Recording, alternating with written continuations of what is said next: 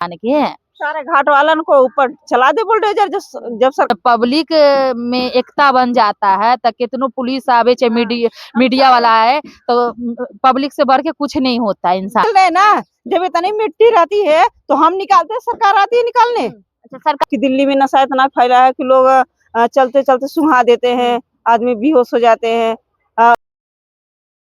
नमस्कार दोस्तों, इस वक्त मैं निगम बोध घाट पे मौजूद हूँ और आपको मेरे पीछे नजर आ रही होगी ये यमुना है और इधर ही यमुना कॉलोनी है जो उस डायरेक्शन में है। वहाँ पे तमाम लोग रहते हैं, तमाम लोग, और उनकी सिर्फ इतनी सी मांग है कि उनको उनके घर से बेघर ना किया जाए। तमाम मीडिया कर्मी लगातार खबरें चला रहे हैं कि झुग्गी झोपड़ियां है और झुग्गी झोपड़ी को लेकर एक अलग ही सिनेरियो बनाने की कोशिश की जा रही है, लेकिन यहाँ पर पक्के घर है, लोगों के पास पक्के घर है, उसके सरकारी कागजात भी है, उनके पास आधार है, पैन है, उनके पास जो गैस सिलेंडर का जो सरकारी एक प्रूफ होता है वो भी सारी चीजें हैं और ये सरकार की तरफ से ही बनाए गए हैं। और कुछ बच्चों के यहाँ एडमिशन हो चुके हैं, कुछ बच्चों के एडमिशन स्कूल में होने बाकी है।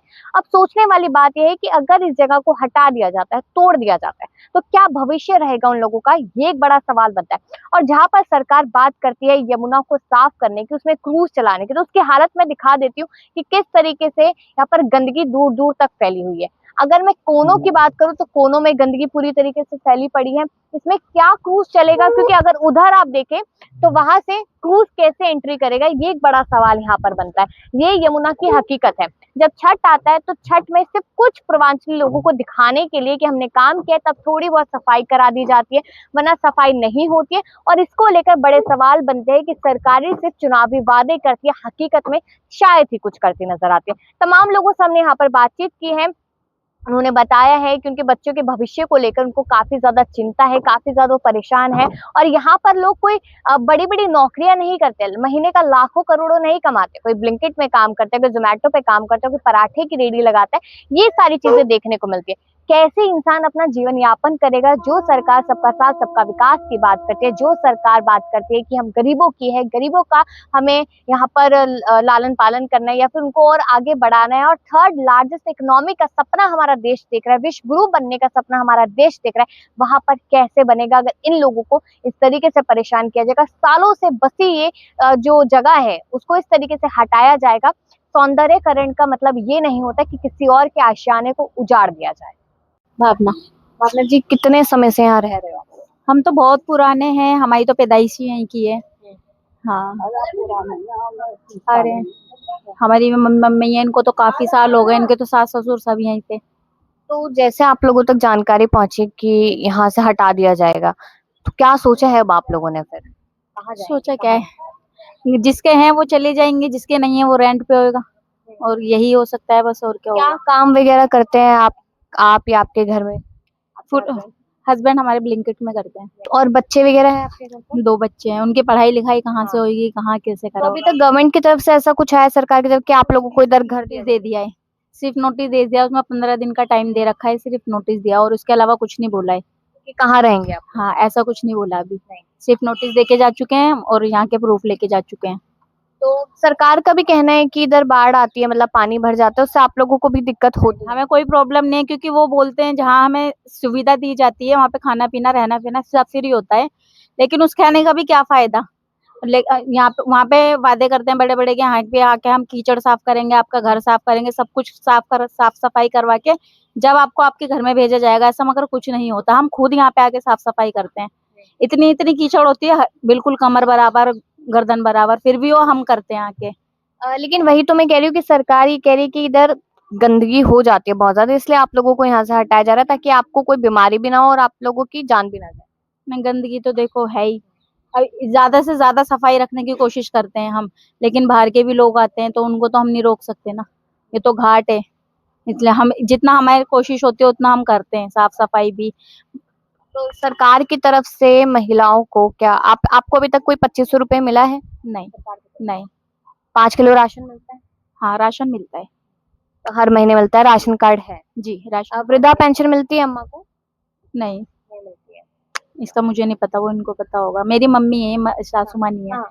ये अच्छा, उनकी तो मम्मी, आपकी मम्मी है तो वृद्धा आश्रम मेरे साथ पूछ नहीं रहती हैं, अपने बेटे के साथ रहती हैं। अच्छा, तो आप लोग फिर जैसे अगर आपके बच्चे कौन सी क्लास में पढ़ते हैं? मेरा क्लास में मेरा बच्चा एक सेकंड में, एक 4th में। अभी अभी तो बहुत छोटे हैं।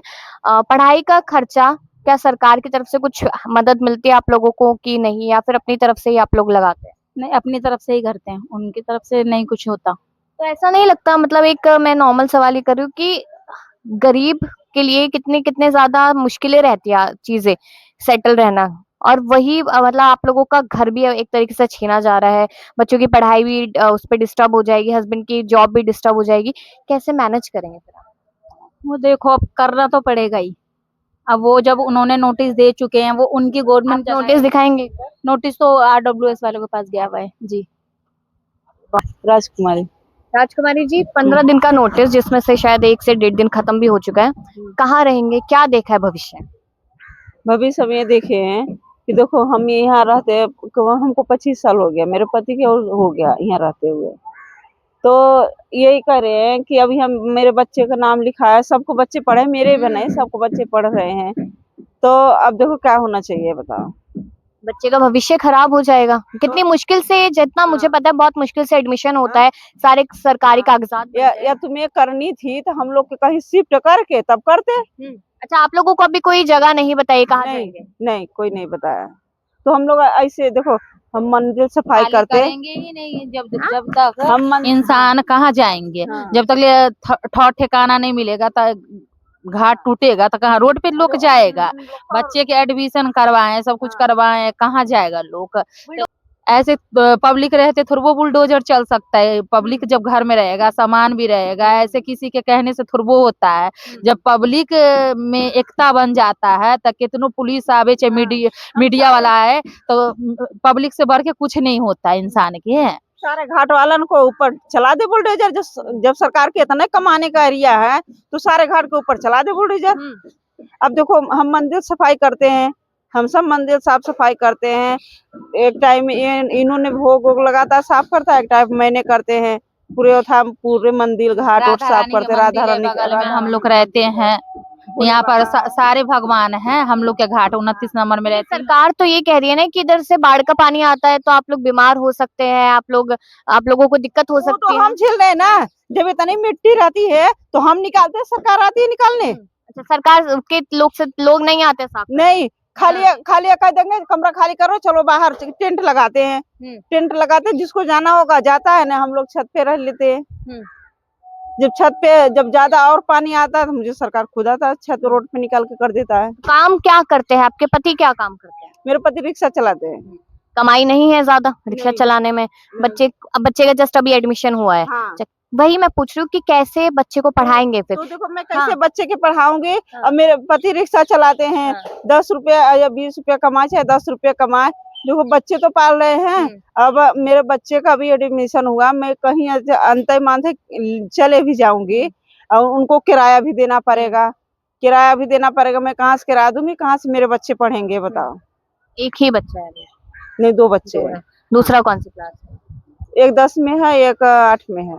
तो सरकार की तरफ से महिलाओं को कह रहे थे कि 25 रुपए देंगे, आपके अकाउंट में आया अभी तक? 25? नहीं, कभी नहीं आया। कभी नहीं आया। आपके आए? नहीं, मेरे भी अकाउंट में नहीं आए हैं। आपके पति क्या करते हैं?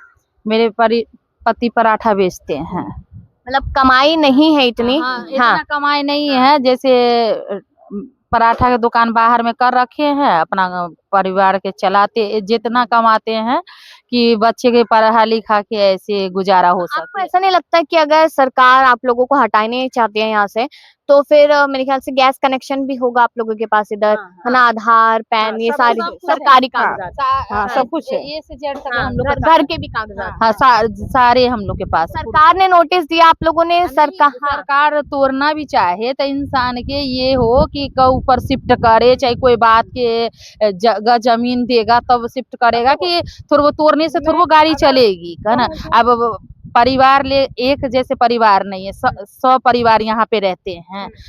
तो यही बात है कि जैसे जगह जमीन कहूँ पे ठिकाना लगा दे तो अपना तोड़े चाहे सफाई करे, कोई बात नहीं है। आप क्या कह रहे हैं? हम ये कह रहे हैं कि अब कहीं अंदर चले जाएंगे तो मेरे बच्चे जाएंगे स्कूल कैसे? अभी सोचिए कि अगर घर नहीं रहा तो फिर तो सड़क पे रहने के नौबत आ जाएगी। सड़क पे रहने का, और बच्चों लोग के कैसे सड़क पे रहेंगे? हम सड़क पे सोएंगे, बच्चे सड़क पे सोएंगे। देखो भतेरे यहाँ कंगला है, कोई भी बच्चे को उठा के ले जा सकता है, कोई कुछ भी कर सकता है बच्चे के नशे। आपको पता ही है कि दिल्ली में नशा इतना फैला है कि लोग चलते चलते सुहा देते हैं, आदमी बेहोश हो जाते हैं। तो वही कह रहे हैं कि हमको अगर शिफ्ट करना चाहते हैं तो कोई बात नहीं है, बाकी कौन शिफ्ट करेगी जब ही जाएंगे यहाँ से। तो मैं 21 नंबर में अभी 20 नंबर में बोलते हैं कि नेता वेता आएंगे, वही कोई बात के फैसला करेंगे।